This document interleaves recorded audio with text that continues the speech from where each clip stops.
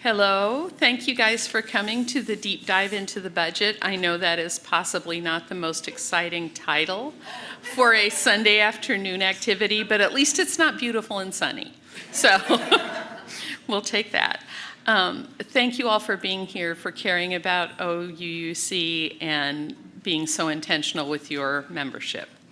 So first we're going to light the chalice, and this reading is from Lee Kenvey, and I apologize if I have that name not pronounced correctly. Can we enter this workspace with a felt sense of our deepest values and the ways we can liberate them to humanize the processes and form of our decisions and actions, our structures and governance? We light our chalice in hope that we center love and relationship, creativity and community as we meet, in hopes that we can invite into our own hearts and into this space between us so much obvious respect and spacious grace that no matter what happens here, we emerge connected. I think somebody will. And I think if we can start the slides, Carbon. Do we have the? I guess we don't. Okay. The clicker? I never remember to use it, so it might be of limited utility. Yeah, that's fine. Don't worry about it. So just a note about what the agenda is. When I first saw this slide, I thought, I don't know the answers to all that, and then I realized John does. So, so for today, we're going to talk about information from last year so that we can summarize how we ended up, including charitable giving and what has happened at the end of the year, though we're not completely done yet. And then we're also going to share where we are this year for 2025 and 26, including revenue and expenses, reserve accounts, endowment, and capital projects. And there's going to be an overview of the budget development process. And next slide, please.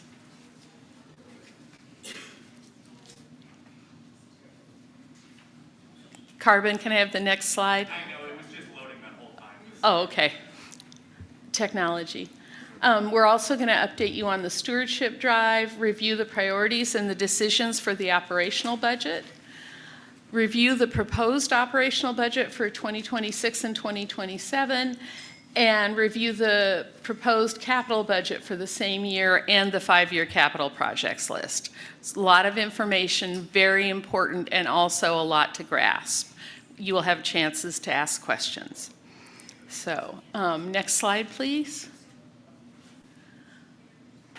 Okay, and Reverend Mary, this is her set of slides. Thank you, everyone, for being here. So a little bit of information about the last fiscal year, which was, let's see, July of 2024 through June of 2025. Seems like a really long time ago, doesn't it? So this was the third complete year that we did with a shifted fiscal year. In this congregation, the fiscal year used to be the calendar year. We switched that to be more in line with the program year, and it's the third year. We're now in the fourth year of that. Mostly folks have made the adjustment. There's a few folks that still wonder, but mostly we've done a good job. We ended the year with a little bit more revenue than expenses, and we did not need to draw on any of the reserves in order to cover our expenses last year. Yeah, exactly. Which year? 2024-25. We haven't ended this year yet, so we don't know yet. So, yeah. And just by the way, for folks who care about that, for the last several years, we have not needed to draw on reserves in order, even though we've budgeted them. So I've asked Isaac to do a little bit of a deep dive into some numbers to figure out why. I have some suspicions why. I think a lot of it has to do with unexpected income, but I'm just curious, and so is he. And so we'll figure out what that's about, and maybe we can do our budgeting in the future a little bit differently than we have been. So for the next slide, this is a summary of the charitable giving for 2024-25. We are a generous congregation. These are the various ways that we support the community with Share the Plate, the Ministers Fund, the book sale. We raised at the auction last year $15,000 for Michelanta for immigration papers and such. So a lot of generosity. And if my math is right, Jim, correct me if I'm wrong, our budget is about 600 some odd thousand. With a charitable giving of 68,000, we tithe, right? That's 10% of our budget. Yeah, so we're a congregation that tithes. Just saying. So the next slide then, this is what our charitable giving looks like for this year.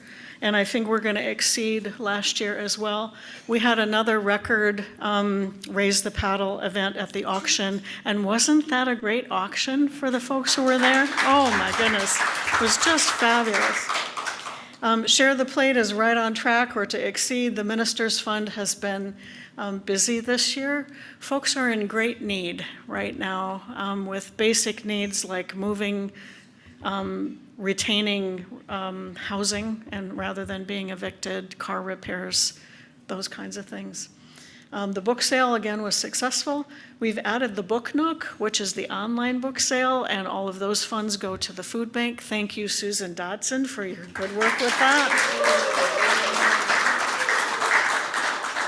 The partner church, and then another record amount of funds raised in the auction, Raise the Paddle, for Legal Immigration Services of Olympia, for LISO, as well as for OUUC. So thank you so much for your generosity. It's much appreciated. So want to give thanks to the magnificent auction team. As you can see, it takes many hands to put that auction on. And the auction this year raised a record total of $55,000, a little more than $55,000. Yep, absolutely. So if you are one of the folks whose name was up there, thank you so much for supporting the auction. What I tell Alicia every year is the auction gets more fun, it gets more inclusive, and it gets more generous. What could be better than that? So for this year, so this is last June of 2025 through, it'll be through the end of this month is our fiscal year. These numbers are as of April. That was the last full report that we have. Our expenses are under our revenue, so we're doing really well again. We have not had to do any draws on our reserves once again. I'm sorry, John, this is yours. I just kept right on going, so I'm gonna let you do this with my apologies. It's shared leadership. Yeah, exactly. I apologize, John. It's all right. I don't have my printed out slides, so I wasn't even sure. Okay, so this is looking at some numbers for the current fiscal year. So as Reverend Mary was just saying, our expenses so far are under our revenues by about $31,000. Other top line note is just, of course, as we're coming to the close of the fiscal year, make sure pledges are all topped up and finished off. I do believe that we've hit 100% of the budgeted pledges. Just about. Just about. Okay, we're very close to that with about one pledge month left to go here. So that's exciting to see. Let's go to the next slide, please. So now looking at just some current statuses of reserve accounts. So there's a lot of numbers here, so please stop me if you have any questions on these. Starting out with a couple unrestricted reserve accounts. So these are for any use. The general operating reserve, which the goal is to have about 1 month of expenses stashed in here. This has got about $56,000, which is right on target for that 1 month of operating expenses. And the legacy gifts account has about $127,000 in it. So that totals up to $183 in the unrestricted. Jim. Is that new money? Or is that the money that's carried over? But Jim, previous? we're going to do this with the microphone so the people online can hear us and your questions. Is the legacy gift figure showing of $127,575 new gifts during the last 10 months? I believe that is It's a combination. It'd be rollover from prior fiscal years as well as whatever new entered in this fiscal year. Thank you. All right, next slide, please. Oh, thank you. So the next section, these are board restricted accounts. So these ones have specific uses. These are generally some smaller categories here, but just to get these on the screen, so I'll go through these quickly. But piano maintenance, 273. For the sabbatical reserve, that one is at 7,400. Healthy congregation at a little over 1,000, and the ministerial transition fund at about 2,700. Any questions on those? All right. The capital funds accounts. So this one we have a board designated. This is buildings major maintenance fund. So that one is 1,300. And then the two donor restricted there's the capital campaign fund, which is for general capital projects. And then the auction raise the paddle amount, which that is for the, oh boy, that was the dishwasher, the AED, and the TV carton owl, I believe, is all the things on that one. Any questions on these? Yeah. Coming, Oh, coming. sorry, microphone coming. Yes. The line item that says healthy congregations, what is that? What is Want me that? to do Yes, please. Yeah. Lightfoot is a member of the Healthy Congregations team, so there's an interest in this. So some years ago, the board allocated money for healthy congregations to support any number of things. And so that's funds that have been set aside to support the health of the congregation in whatever way that may be needed. So it's some of the things that we could draw on if we wanted speakers or whatever. Does that answer? Thanks. All right, on to the next. Okay. Then here are a few more reserve accounts. These ones are donor restricted rather than board restricted. So these ones we have a few. There's the choir and music fund. This is from the concerts. The names are failing me for the concerts that have been done, but we have 5,500 there. The auction community fund, another 1,300. Warm windows is $1,000 in that one. The nursery fund is about 700, and the general General Assembly. Thank you. The General Assembly scholarship, it has 2,500 left in it, and I believe that last one there, that was from a prior year's Raise the Paddle. So those are those restricted ones. Any questions on these? All right, and then next slide here, this is the current status, current-ish status of the endowment fund. This number has changed a little bit, but this is as of the last statement that we've received from them, which just runs through the end of April. So where our endowment fund is currently sitting, so this is with the OUUC, the Common Endowment Fund, and basically this is our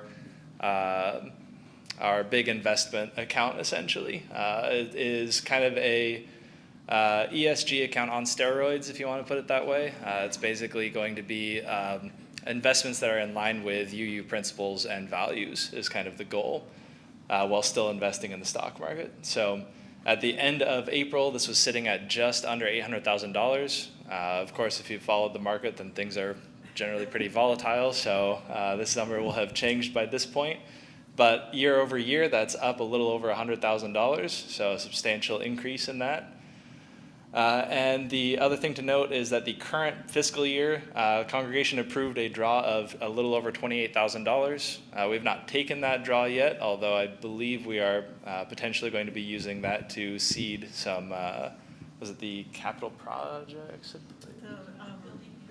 Buildings and grounds, the major maintenance fund and ministerial transition, so I believe we will be taking that draw, but that was approved at last year's meeting.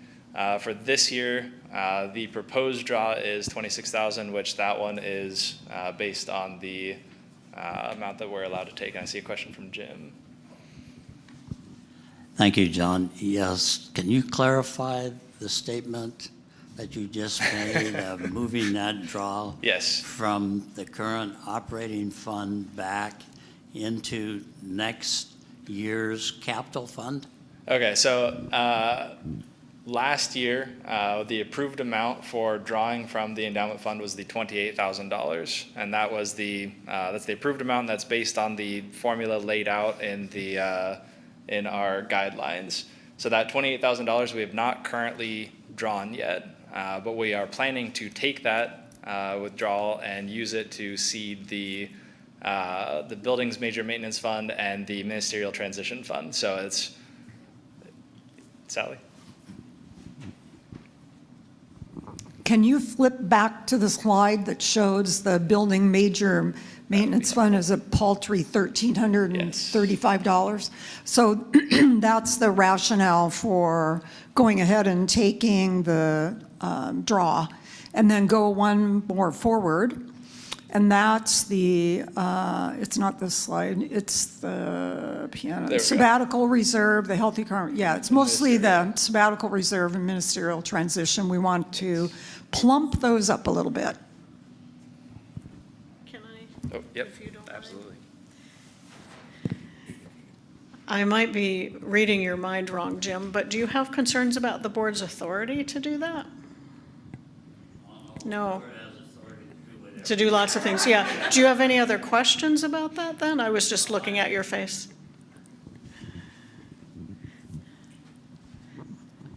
I think we continue to be in transition when it comes to moving between the years and the time periods. And we had a small capital budget that a number of people contributed to, but still have unpaid pledges to. And that appears to be a very clear decision to move more into a total separation and create an ongoing capital budget every year. The building major maintenance fund has existed for a long time. Buildings and grounds used to use to set aside reserve funds for those kinds of things. And we had more than 1 month set aside of reserve. Now, the policy is 1 month set aside for those kinds of smaller reserve items. That is, if the septic tank goes out, that we don't have to draw from the operating fund. And we are now, it appears, creating a very large capital budget for a whole bunch of stuff. And I'm trying to track that in my own head and what the board process and what the financial process is. I see. Yeah, so maybe it will help when John goes through the capital budget and what the funds are. The need to fund the building major maintenance fund, which has existed forever here, to bring it back to about 10,000, that's the account we use for stuff that just happens. You know, the faucet in the kitchen needs to replace. That's where, needs to be replaced. That's where we go for that. And it's down, actually it's less than $1,200 now because we had a break-in in the basement and we had a locksmith come out for about $1,000. So we know we need at least $10,000 to bring that up again. So that's what that fund is. It's not a new fund, and it's not for big capital expenses. It's for the day-to-day maintenance, things that are bigger than could come out of the operating budget, which doesn't really account for, bigger kinds of things. $1,000 for a locksmith, not in the budget, but it needs to be covered, if that makes sense. So we'll see if you still have questions as we go. Thank you, John. Any other questions on that section? Okay, moving on. Okay, so budget development process, I will sit down, and I believe Susan. I love the microphone. It has to go way down. So we have the same budget development process every year. The first part of it is on this slide, and that starts with the teams and the staff talking about what they want to do next year, what their goals would be. Because we are Unitarians, there's kind of a healthy balance of what's the best possible thing we could do, but also what is a good way to spend our money and how we can live our values. So it's always an interesting discussion. And that's December and January. And then Reverend Mary in January and February continues consulting with the staff and talks to the financial consulting team that prepares what we call the aspirational budget. Again, because we're a pretty practical people, this is not what if I win the lottery. This is if we want to really do the most important things we could do, what would those be and how much would it cost to fund them?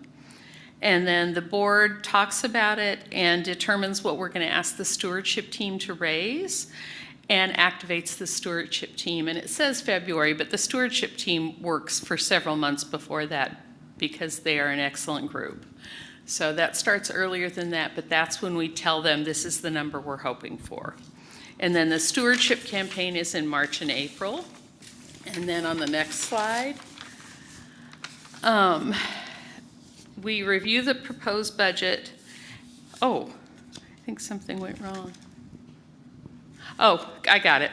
Reverend Mary reviews the projected pledges, consults with staff, and I'm sorry, these are a little out of order.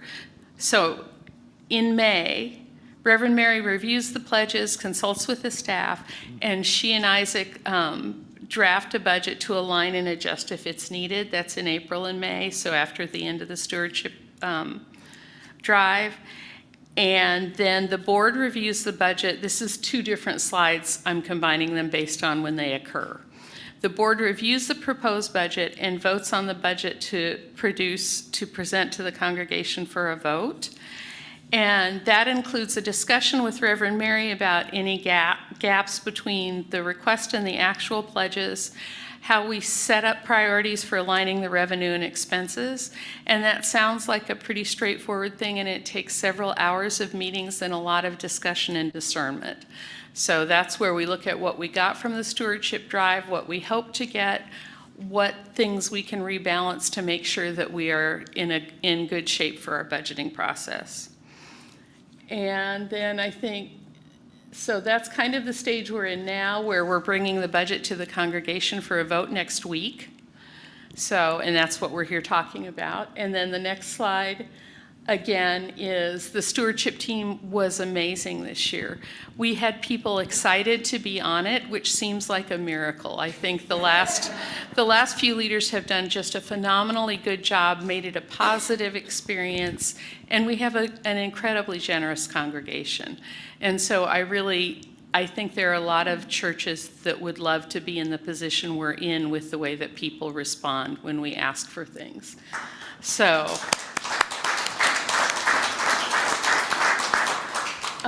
and especially Sharon Love and Jen Sable, who are the co-leaders, and Karen. And Kirsten Hill. Sorry, her name is not on there. But they've done just an incredible job. So that's the reason that we have any budget to talk to you about at all. So now I think it's probably John or Reverend Mary.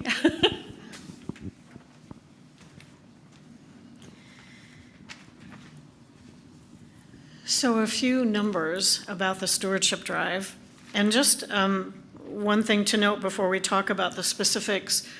The board this year made the courageous decision to not discount the number that the congregation would be asked for in the stewardship drive.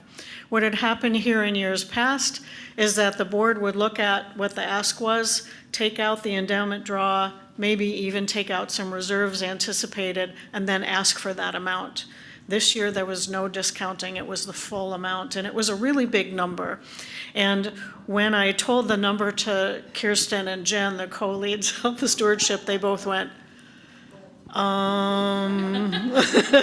So we had a little bit of conversation about that and the why. Once folks understood what was happening, by and large, the feedback that we got was, thank you for letting us know that this is what it actually looks like. And the congregation was amazingly generous. The stewardship, the pledges this year were 85% of that audacious big goal. I think that's pretty remarkable. So thank you for the generosity. So for specific numbers, the budget that you're going to see for approval is based on what the stewardship pledges were on May 19th when the budget was approved, and that's $617,317. We've gotten a little bit more of that as of June 1, the last time I looked at numbers. Pledges continue to trickle in well into July. And then as we have new members join us, they also make pledges. And so, you know, the pledged amount goes up a little bit over time, which is why the board and I felt comfortable in the budget assuming that there's 100% pledge fulfillment instead of discounting that. The other thing I wanted to note is that for the last several years in particular, the generosity has increased just amazingly every year. So this year, pledges were 64,000 more than last year. Last year, pledges were 60,000 more than the year before. And it was 50,000 more than the year before that. So the amount of increase every year has been just phenomenal and incredibly generous in support of the congregation. So thank you so much for that.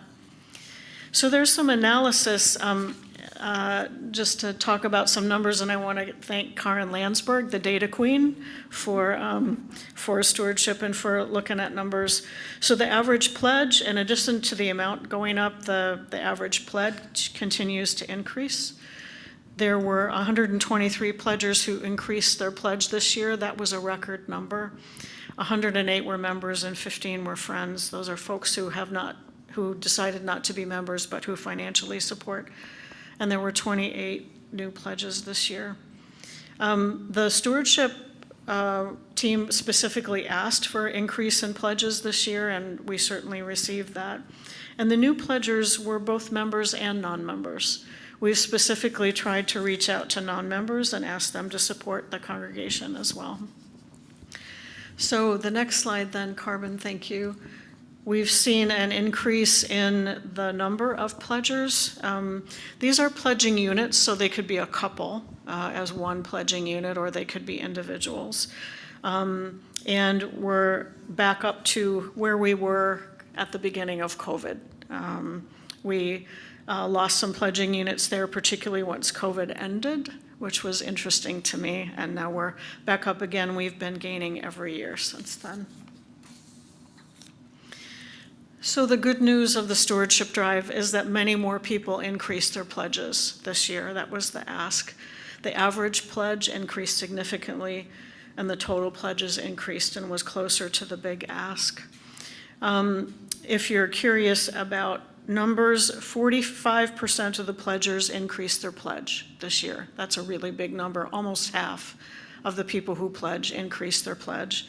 40% stayed the same, and 15% of people who pledge decreased their pledges this year.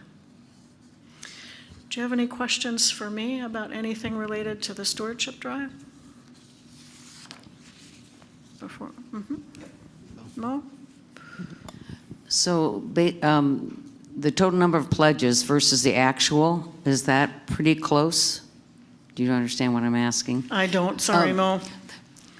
Just wondering if there's people who pledged but the money hasn't come? Oh, So most of the people who pledge for next year haven't paid their pledges yet. that's this year, but I'm just wondering this year. historically, are Oh, people? historically. Historically, it's ranged from 96% pledge fulfillment to 100%. When I arrived, the assumption had always been 100%, and we weren't making that. So we had been discounting it by 1 or 2% every year. This year, we're going to make 100% pledge fulfillment, so we're back to that again. So, as I say, the board and I felt comfortable assuming 100% again. Does that answer your question? Thank you for. There are people that fell through the cracks who said they were going to pledge, and they didn't. So Mo is asking, are there people who fell through the cracks, who said they would pledge and they didn't? There are always people who say they're going to pledge and they don't for a whole variety of reasons. And so what we do is we follow up with folks. We do. We do that throughout the year, actually, and we follow up with folks. And mostly I want to know to see if there's a pastoral concern, if there's been a change in their household circumstances, if they need any assistance from the congregation, because it's usually something has happened drastically in their life that makes it so that they can't fulfill the pledge that they made. Does that make sense? Yeah. Because I've been doing the data for several years now, it's been interesting to look at things over time. And one of the things that really struck me this year was that when I pulled the data to start the pledge drive, which was, January, February, I was looking at the data, it was more than when we ended the pledge drive. And so that gets to what Reverend Mary was saying about new members coming in and making a pledge, or things dribbling in over time. And I think that's part of how we're getting the 100% is we're getting some extra pledges in throughout the year that weren't on hand, weren't known at the time the budget was made. So I think that's part of what's filling in. Yeah, thank you, Corin. And the other thing to note is we have in our monthly reports that John and I and the finance consulting team look at, there's a line that says, I forget what it's called, but it's essentially the pledges that we have collected this year that are for last year. Right? So when we closed out the books the end of July, we still continued to get pledges for the previous year. And that's about $13,000. So, if we're to look at it as a whole, probably we're pretty close to 100% pledge fulfillment or more. And some people, circumstances change, and then there's new people who make pledges. And so, yeah, it comes out in the wash. Does that help? Thank you. Okay. John.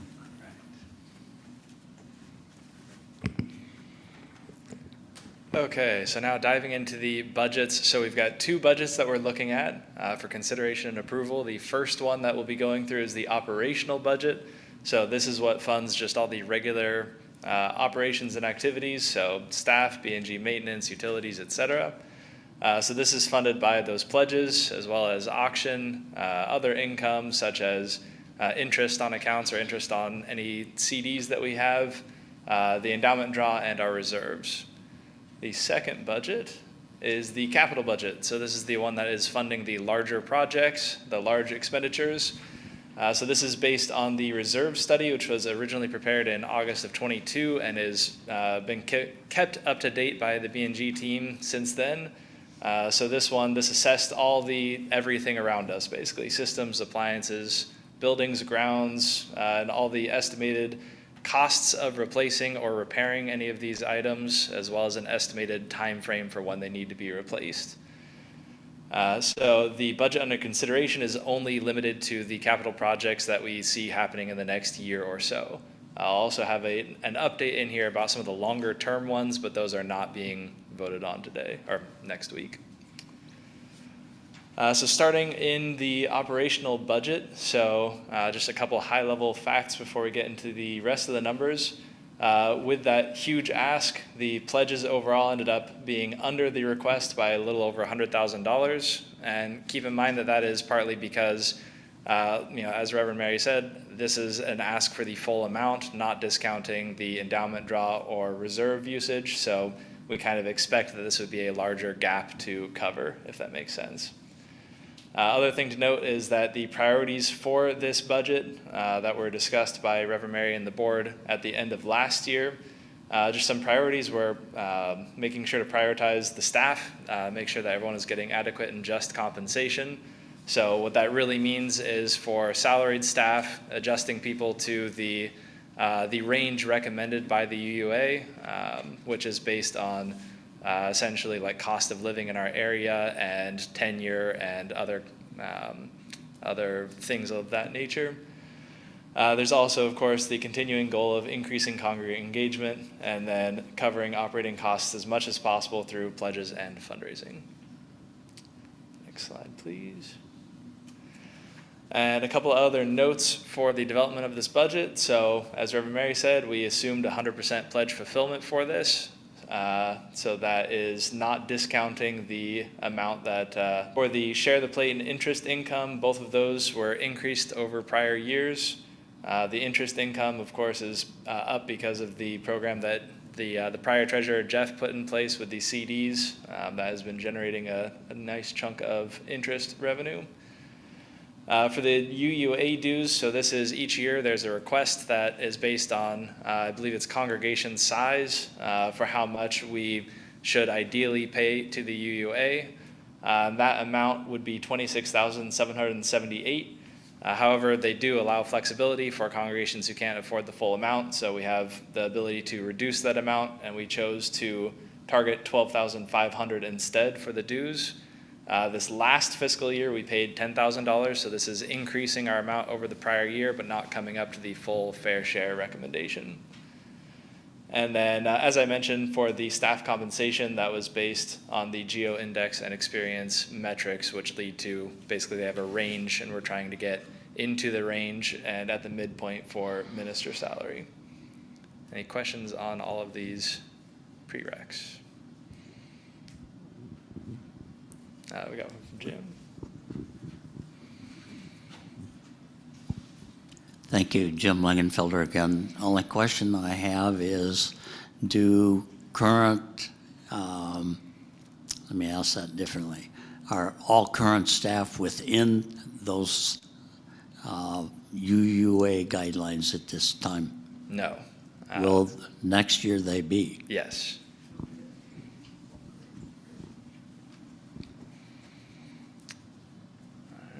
Next slide, please. And there's a nice list for anyone who is curious about who all the employees are that we're talking about with that. And next slide, please. Okay, so now we're going to go ahead and dive into the numbers themselves.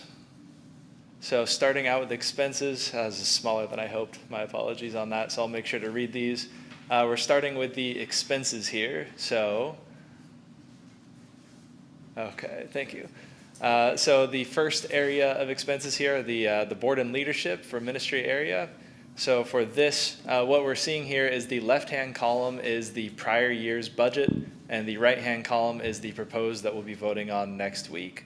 So just a quick comparison from prior year to current year, essentially, or I guess current year to future year. So for board and leadership, last year it was $8,600. This year, the proposed budget is $6,000. So that reflects the real changes here. The leadership development amount, that one we've elected to go for $0 requested for that. That is just kind of in reflection of how large this overall budget is, trying to kind of cut where it's reasonable to cut.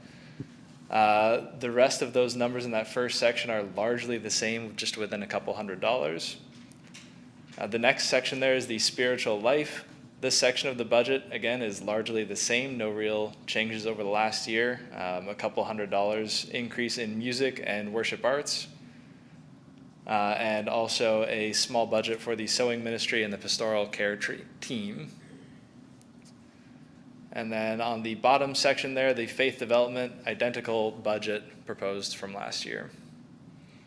Any questions on these three sections of expenses? From Carbon? Yeah, we just have an online question if you can read that from the screen. When you say staff is not within guidelines, does that mean they're paid less versus more? They are paid less. So the staff is all below the UUA guidelines for compensation, given our high cost of living area. Part of that is, I think it was within the last year, Olympia went up in geo area index cost. 2 years ago, okay. Which, as I'm sure everyone here knows, Olympia is an expensive place to live, so these guidelines are now more reflective of that. Arlene?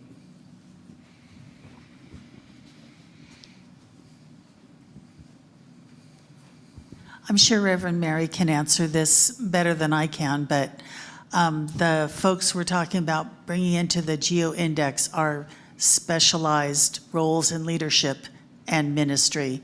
It does not include daycare staff and some of the smaller roles that we have here. Right, this is salaried staff, yeah.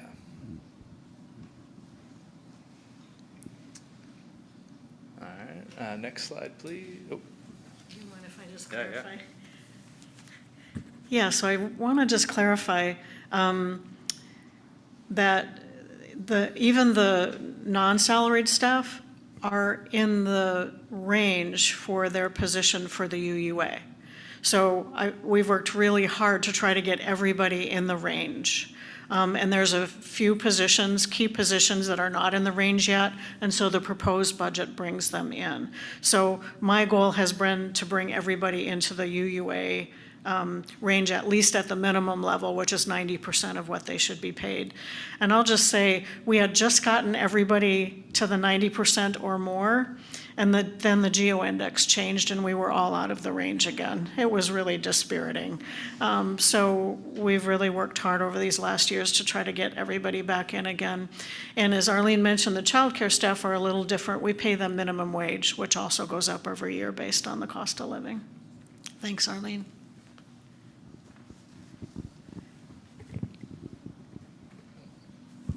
I just have a correction. The geo index changed. It will now be 3 years. So isn't that right, Reverend Mary? I think that probably, that's about it's right. 3 Yeah, years, and it's this will been be a the while. 4th year. Yeah.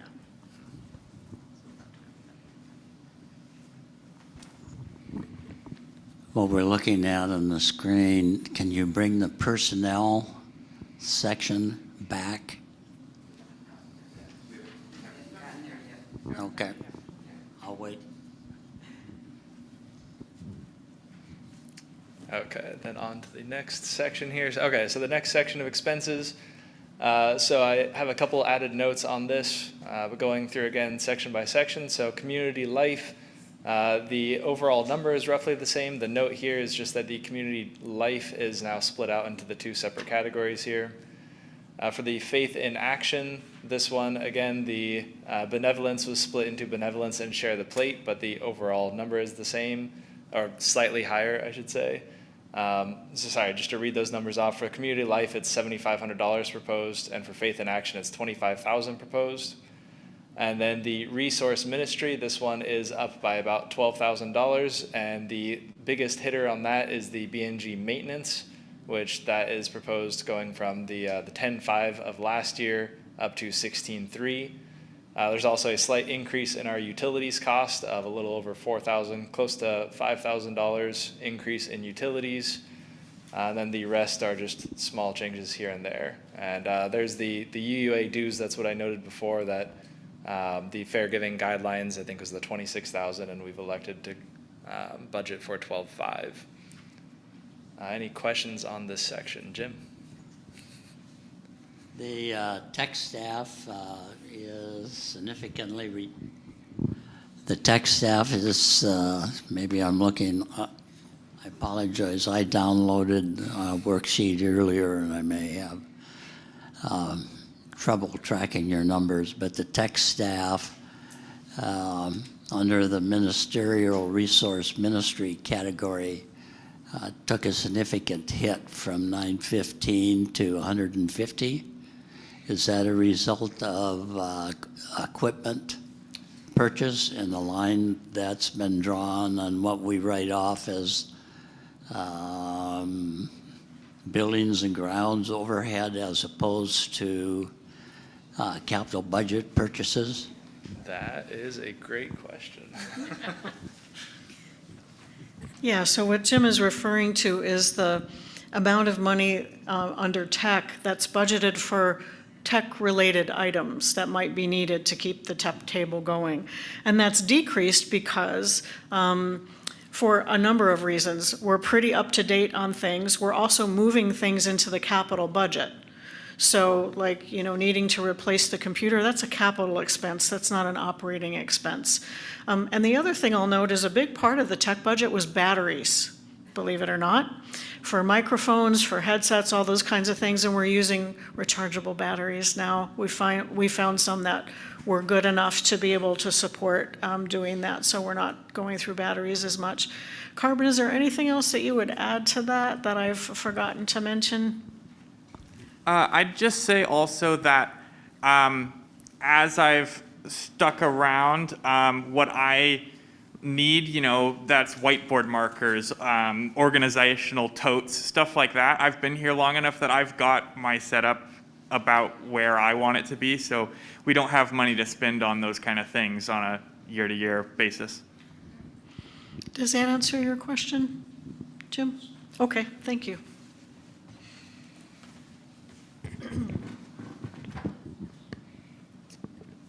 All right, on to the next slide then. Okay, so this is the heavy hitter. So this is the personnel section. If you wouldn't mind moving the comments out, thank you. So as mentioned, the salary staff are now being raised up to the UUA guidelines. So that is a large increase. So you can see there the salary and wages section from the prior year of $392, that's now up to $452. So that alone, there's $60,000 of that increase year over year. And then the rest of that is all the taxes, benefits, et cetera, that are associated with that increase. So this one, this category alone accounts for $100,000 of the increase in budget over prior year. And a couple other things to note on here. So there's the 2.5% COLA for the rest, for all staff and childcare staff maintaining at minimum wage. So in total, this brings our overall budget request for expenses up to $782,311, which is a hair over $110,000 increase over prior year. Jim, should get you your I'm own leading the mic. crowd. They're in the preliminary planning. We had talked about another part-time position. Does this include that position? This does not.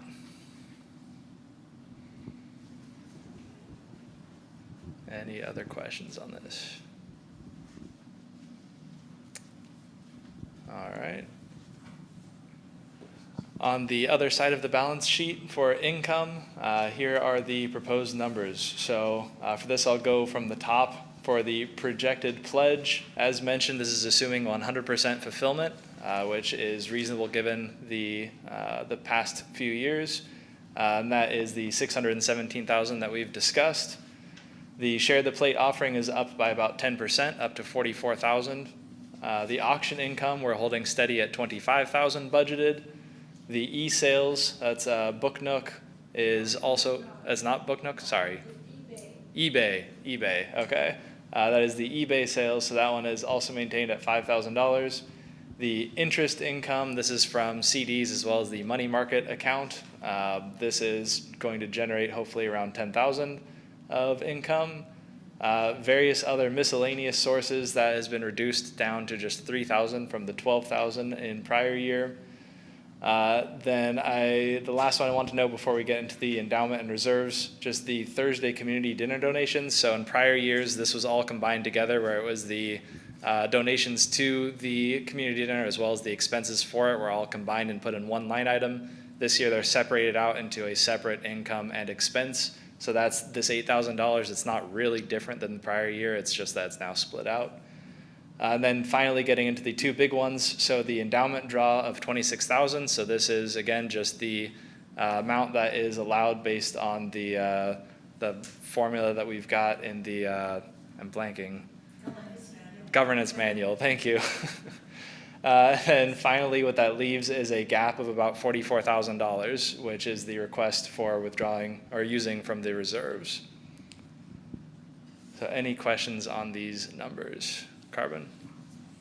Here's another online one. I think it's backing up slightly. Okay, so the question here from Keto was fixing the disparity in some staff benefit split being higher or lower, healthcare, I think, equalized in the current budget, and the same benefit split is reflected here. It's fixing the disparity. Wait, 1 second, can you leave it on the screen? I have to translate first. Was fixing the staff. Is it equalized? Or Keter could call me. I will ask Keto to unmute. Okay. I'm not sure.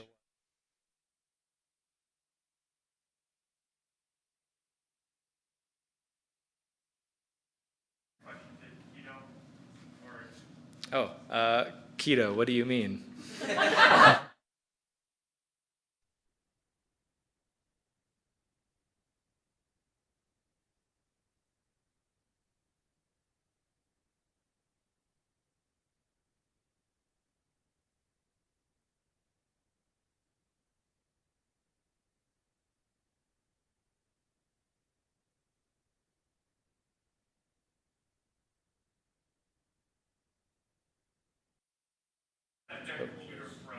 Oh, no. If I had to guess, Yeah. I believe Keto's asking, is there a disparity based off of the lower paid staff or the higher paid staff? And is this being, and like, in terms of, where is the increase in 45,000 questions Keto has asked me? Okay. In that case, can we go, oh, whether all staff are getting the same healthcare benefits now? Yes. Yes. Eligible staff. Eligible staff. That means half-time or more. So half-time or more. And hopefully Keto's computer will be unfrozen and can confirm if that was the question. While we're waiting, Jim. It was a good question. Has the microphone on? As I had understood the question is the benefits increased X%. The salary, the actually money that goes into their pocket, how did the two compare in percentage? And they got more salary than they got more benefit than we are giving because it's not needed. They're different things. That is a good question. Can we go back to the personnel expenses slide, please? Okay, so we have an increase of 100,000 and 60,000 is just the salary that's going into the pockets. So 60% of that increase is just in salary and wages. And then I know that there's an increase in the medical costs, the healthcare plans. I think that's the next big chunk. It would not be tied to the increase in salary. That is just the increased cost of healthcare. That's the next 20 some odd thousand. So those two categories make up the majority of it. And then the remaining $20-ish thousand would be the other benefits associated with higher salary. Does that answer your question? No. Oh, Yeah. Oh. Inflation. And inflation. Card.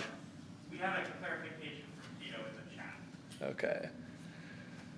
The healthcare split was different for some eligible staff in previous years, like it wasn't 80-20 for all eligible staff. So my ultimate question is if all eligible staff get the same healthcare split. The answer to that, I believe, is yes. Yeah, if I could Yes. just Yeah, clarify. please do. Yeah. Thanks for the question, Keto. The disparity was never that the split was different. It was always 80-20. The disparity was that the minister got the gold level of healthcare and everybody else got silver.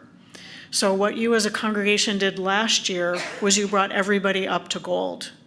So yay you. And that's been fixed. I hope that answers that, Keto.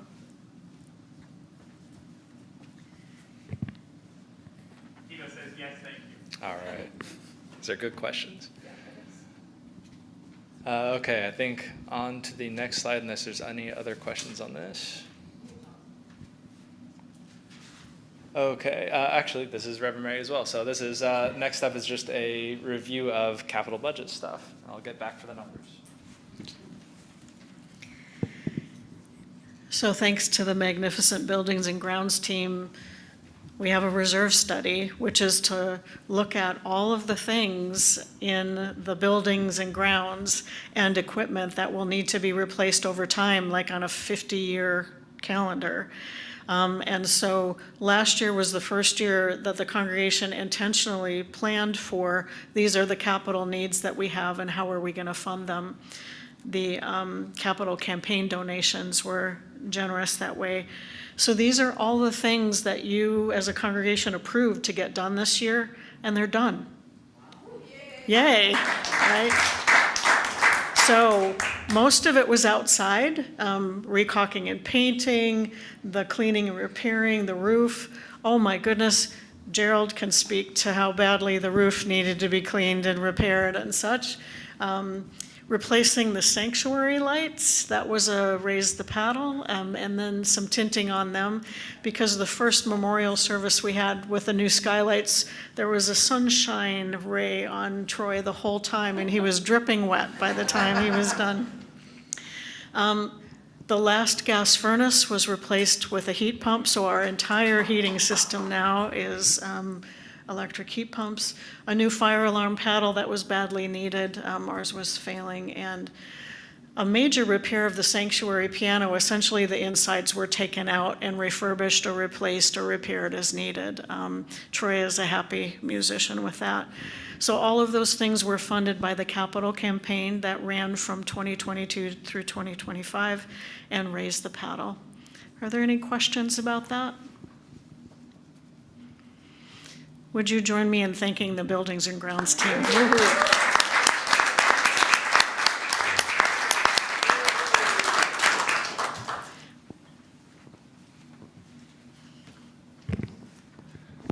Oh, Do you have a listing of who's on the building? Do you have a list of who's on the Building and Grounds Committee? not in this presentation. I mean, just to acknowledge them. Yeah, that's a good question, and I'll add a slide about that. Gerald and Dieter are here, and I know that Eric Ness is on the team, and can you help me with who else is? Is Don still on Don Melnick still on Buildings and Grounds? I know Joe Joy was at one point. Joe Joy is now. Lynn McDonald. John Crutcher. Bob Brennan. Kent Canny. Anybody else? Brian. Is Brian still on the? Brian Walsh? Yep.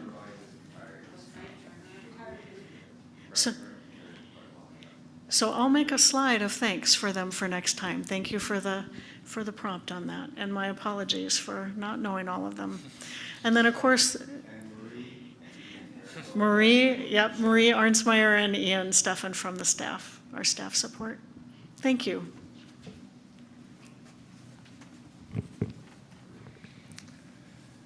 Okay, so looking at the proposed capital budget, so again, a reminder that this is just, we're going to be looking at the things that are due in the next year, essentially. And then after this section, I'll have an update on some longer term projects.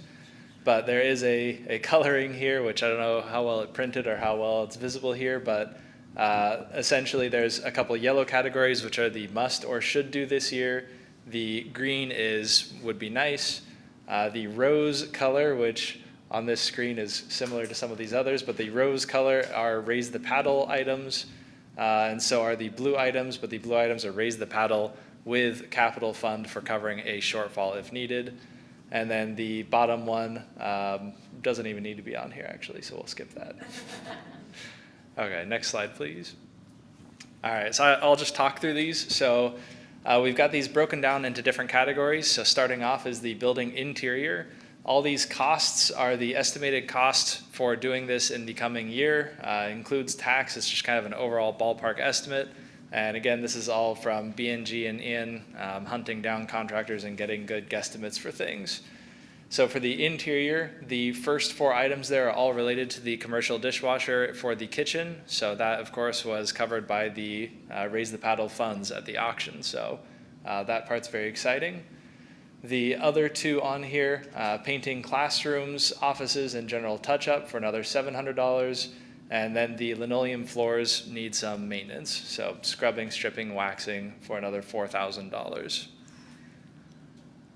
For the exterior, there are 3 items there. The first one, sealing the concrete, is a nice to have for $300, and the others are all must have. So there are 5 failed windows that need to be replaced for $6,500, and the shed roof needs a power washing and painting. So a bit of maintenance on that for another $1,200. Any questions on building interior and exterior? All right. Next one, please. So next up is the equipment. So this is a fairly long list. We'll go in, I guess not quite the order of the list, but the red items first. Those are the ones that were covered by the Raise the Paddle at the auction. So that's the TV, cart, and owl, as well as the AED. So those ones are all covered already from the auction. Then there are 2 on here that are must-haves. So first is the tankless water heaters. There are 4 of those that need to be added in for $1,300. And then the minister needs a new laptop. So that one is $850 for that. For the nice-to-have, there's a couple there. Refrigerator for $2,500. And the some interior lights, there's another 24 interior lights that need to be modernized or retrofitted. I believe that's going to LED. Is that? I'm seeing nods. Okay, so that is about $1,300 for those. Then the sanctuary chairs, so this one has got a large amount of variance, so there's possible ways of doing this. So the fabric and supplies for recovering the 207 sanctuary chairs that you are sitting on here today, the fabric and supplies runs anywhere from $3,000 to $11,500. That depends on sourcing, quality, etc., all the different decisions that go into fabric and supplies. The labor is also a huge range because we have the option of, for example, entirely just contracting that out and having somebody else do all of the chairs versus having some DIY sessions, basically, where we get some education on how to do it and then have some work parties or whatever the case is to process them ourselves, which would clearly take longer but save some cash. So for the recovering the chairs, there's also the question on how many of the chairs we do. Sally? Reverend Mary, you may want to remind us how many times Marie has cleaned the upholstery on these chairs. She's become quite an expert, I understand, in cleaning the chairs. She has become an expert in removing any number of stains that you can imagine happen on chairs. And these chairs were professionally cleaned last summer, when things were a little bit slower. So if you think they look dirty, they were just cleaned. I think they're the original, are they the original chairs from the 90s? Brown ones are, the rose ones were subsequent. So the tannish ones were original, the pink ones are new. And I'll just say, when folks look at wedding venues, they look at the colors. Pink is not a color that brides want to see in their wedding pictures. So I would be voting for a neutral color for the chairs, by the way. And just to say, the variety in cost has to do with how much of it we're willing to do ourselves. We have a vendor who's willing to come and show us how to recover chairs, so we might have some chair recovering parties to get the chairs done over time.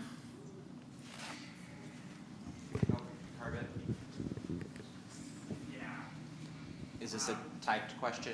I'll need to clarify. Oh, gosh. So we had a question of, wasn't there mention of prior window replacements done? And Keto mentioned that there was mention of the skylights, and then Jean asked that they also thought there were windows mentioned. I don't think so. We haven't mentioned it, so no.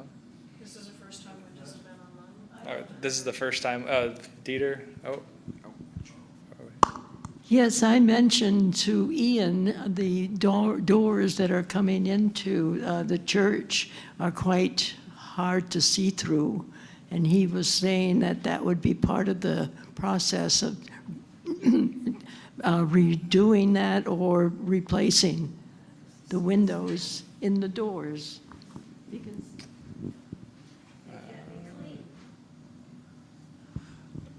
Just back to the windows, last year we caulked and painted around the windows, so maybe that was the recollection of all the work we did on the exterior, if you're thinking about window work that was done. And I'm not sure about the doors and seals. The seals are shot. Yeah, there was also discussion in the capital budget request for 4 or 5 windows that have begun leaking, including the 2 in the entry doors, a budget item for having them replaced. Separate from the 6 windows that were listed on this? I think that's the same. That's the same? Okay.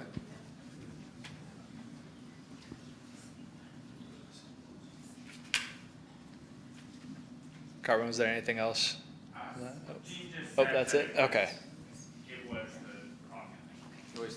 Yeah, so Okay. Jean was thinking of the caulking. Perfect. Okay, where were we? Oh, so yes, for the chair's labor, so that wide range is anywhere from as low as $500 for some chairs DIY up to $27,200 for all chairs contracted out. So very wide range on that.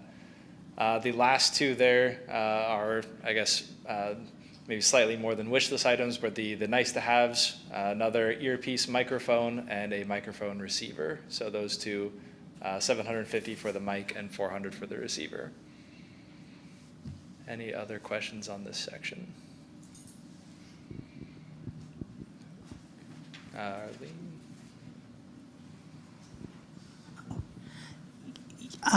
Yeah, this doesn't look like the final,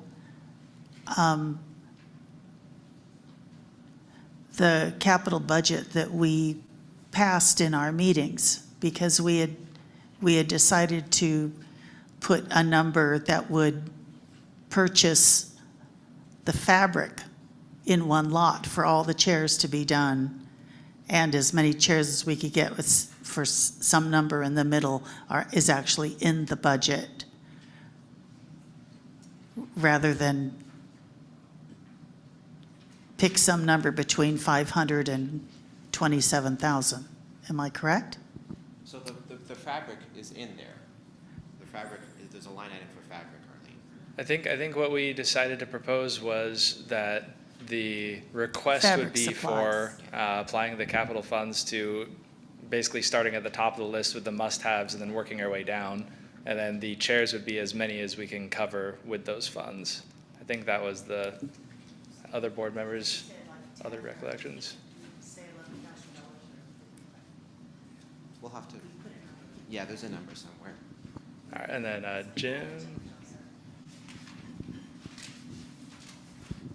I remember Buildings and Grounds discussion about this in some detail, and the range is so broad, I essentially believe we decided we were going to wait and see.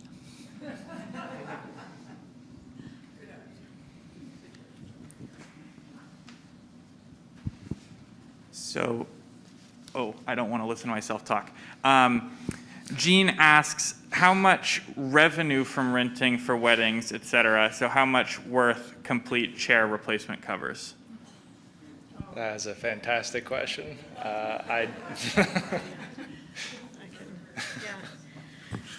Jean, we get very few requests for weddings.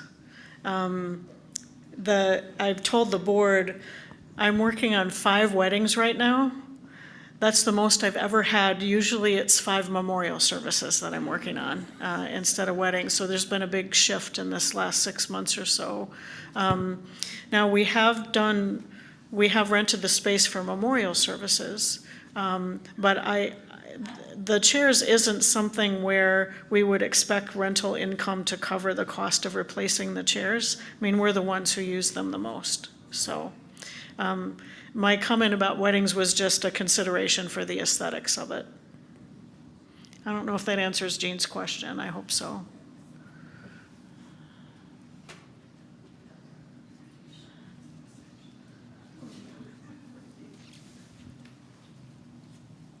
Thanks. Thanks, John. Thank you. Okay, any other questions on this section? All right, on to the next slide, please. Okay, so wrapping up, there are 2 additional ones for outside, the front stairs and the grounds. So these are some more nice to haves. The additional handrails for the front steps, that would be about $4,400, and the mulch would be another $12,000 for mulching the grounds. So what this all sums up to on the bottom left there, the total must do. So these are items that really need to happen this year. That would be the windows and some of those other items. That comes out to a little under $10,000, so $9,850 total.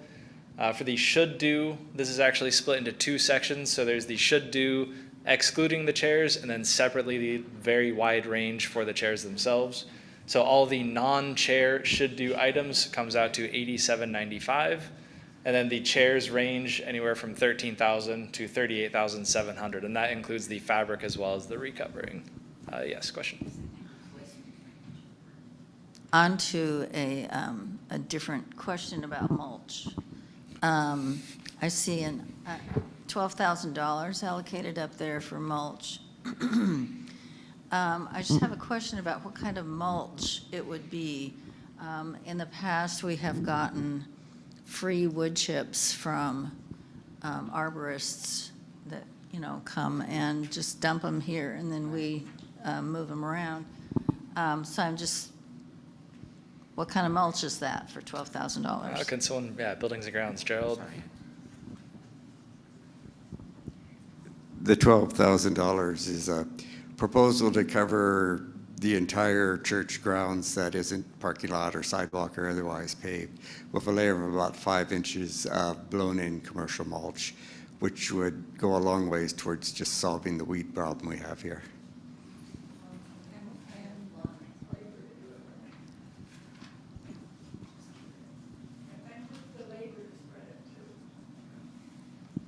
So what is the type of mulch that's blown in? You don't know? And for the folks online, there was a comment made off the microphone that $12,000 does include the labor cost. So it would be that as well. All right, the next section on there, the raise the paddle, so that, as discussed, the raise the paddle covered those items. That was the AED, TV cart, dishwasher, and the owl, thank you. And then finally on there is the total desired, that's 17,500. That's mostly the mulch. That is kind of the bottom of the priority list for this. And then a couple notes there, the amounts left as of the end of March. The capital campaign fund has a little over $32,000 left in it, which that would cover all of the must do and the should do, excluding the chairs.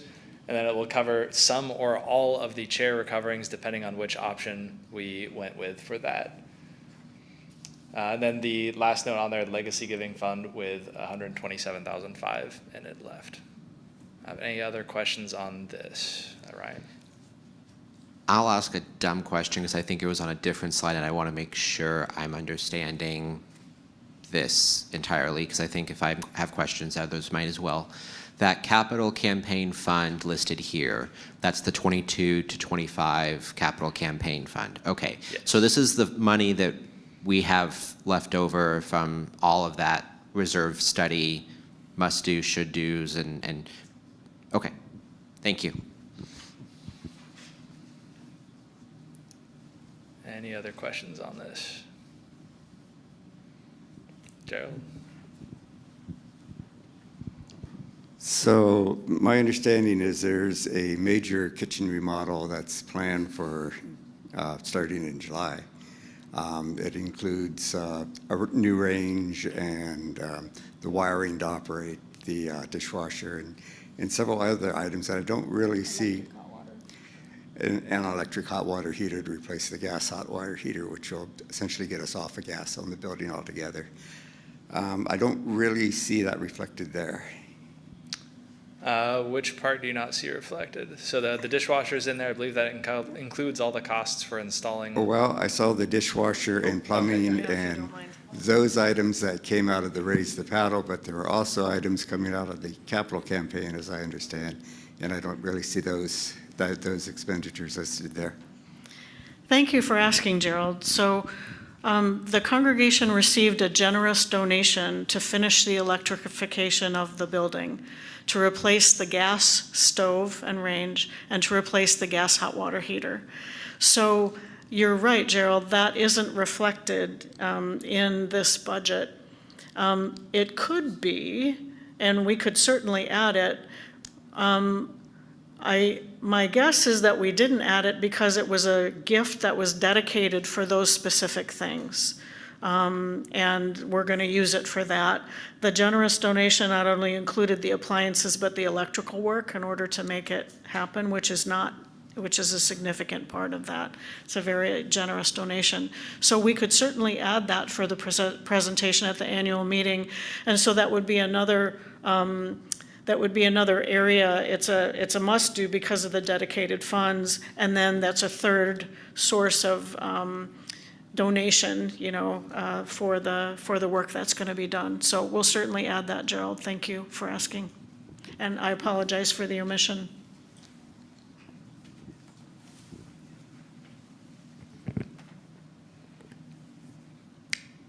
Any other questions on this? Oh, got a question here. I really don't have a question, but I just wanted to do a shout out to the board and Reverend Mary and the staff, the team that pulled together the stewardship drive, the finance team. This is a lot of work, and I think sometimes people may underestimate how much time this takes to pull this together and the good thought that goes into it. So thank you.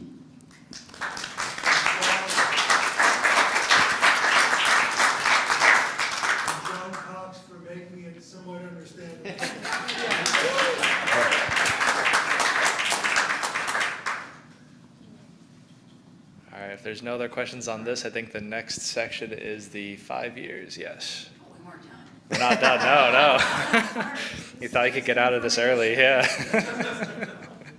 Okay, so this next section, yeah, this is just information. This is FYI. These are not things that are up for vote next week. This is just the extended outlook for the capital budget, or capital projects, excuse me. So this one, again, is colored in a couple of ways. So the slightly darker purple or yellow is for the assuming probably 27-28 budget. The slightly lighter yellow is probably just not as urgent for that year. And the kind of pale pinkish is some possible options for a future Raise the Battle. The colors shouldn't matter too much since this is, again, FYI. Next slide, please.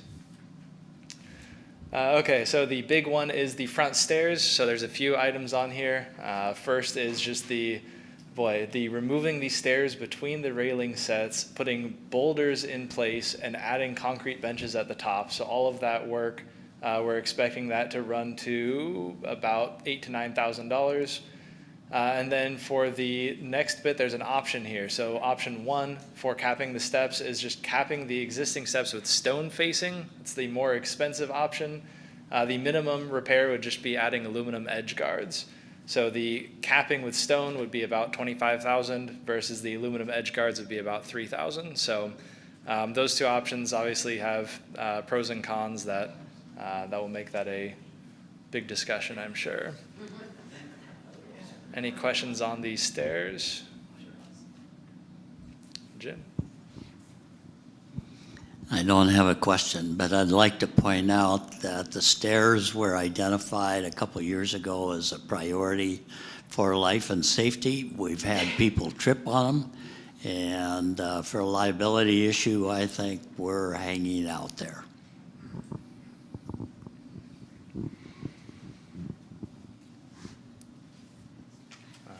To the next slide, please.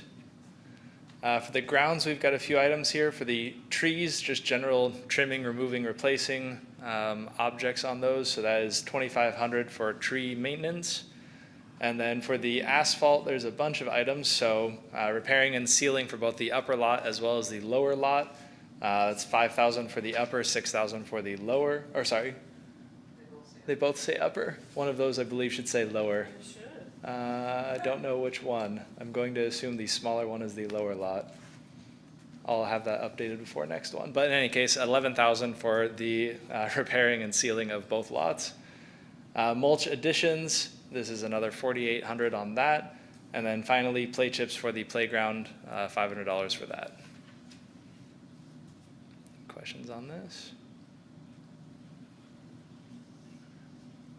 All right, and next slide, please. And for this, looking at the building, so for the exterior, there is a floodlight replacement for $2,000. Then there's also just more window replacement as needed for $1,500. For interior, the minister's office carpet will need to be replaced soon, so that will be $1,800 for that. And then this is just additional labor costs for recovering sanctuary chairs, and of course that one will depend on what we end up doing. Yeah, it's an ongoing saga. Then as far as equipment goes, so a new all-in-one computer for the Sanctuary AV, so replacing the, it looks like a Dell back there. Staff laptop replacements just need to happen every few years, so that's another $850 on that. And finally, a few more tankless water heaters, $650 budgeted for that. So all told for this is about the next 5 years of projects that we have listed. That's about $35,700 for everything aside from the chairs, and then the chairs again, an additional $3 to $25 depending on the choose your own adventure. Yeah. So the 3K to 25K, that's... Karen? Thank you. So the 3K to 25K is for stairs, depending on the selection. Stairs, I said But we chairs. also have a big range for the chairs, Yes, just to make sure I know what we're talking about. yes, sorry. Thank you. Chairs and stairs, all with the wide ranges. Any other questions on the 5-year capital projects? Okay, so one last thing to note on this is just, as we kind of saw a minute ago, that 32,000-ish that we have left in the capital campaign budget will probably be used up just through this year. So that means that we will probably need to look into raising funds again for that. So there's a few options: soliciting more legacy gifts, another capital campaign, endowment draws, grants. There's a few ways that we can refill that bucket, but it's something that we'll have to start considering. Next slide, please. Oh, and that's it.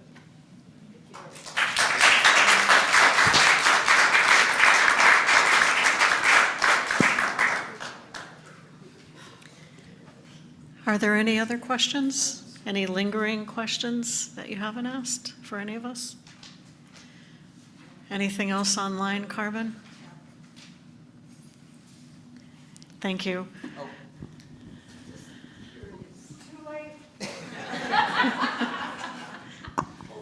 What about the wall, the wood wall? It seems to be falling down.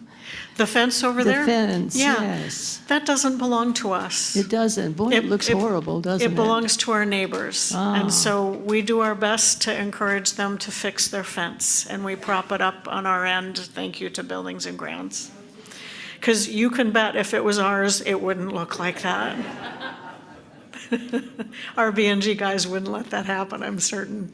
So, and Barbara, I want to let you know, I did hear your question about the front doors, and so I'll ask Ian where those are on the reserve study.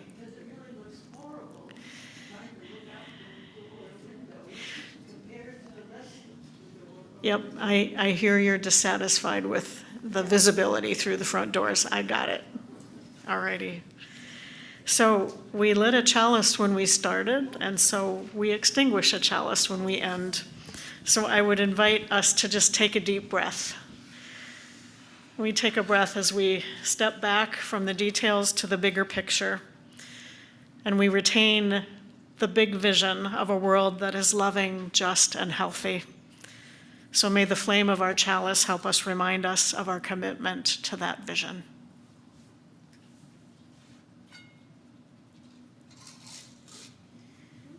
Thank you so much for your care and engagement. Good job, John. Well done. Thank you. Great job.